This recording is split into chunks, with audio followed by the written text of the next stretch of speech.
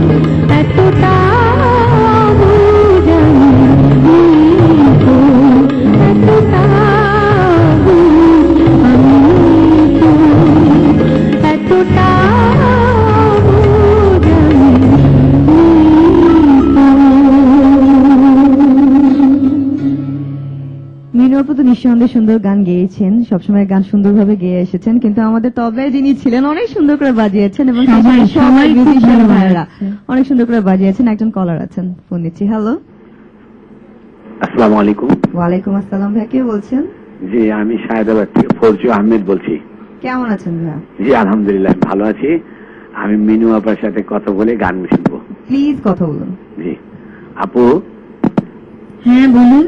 আপু আমি আপনাকে ছোটকাল থেকে ভালোবাসি, আপনার প্রতি আমার শ্রদ্ধা। আমি শিল্পী হিসেবে আমি আপনাকে খুব লাইক করি, খুব ভালো লাগে আপনার কণ্ঠের প্রতি আমি মুগ্ধ।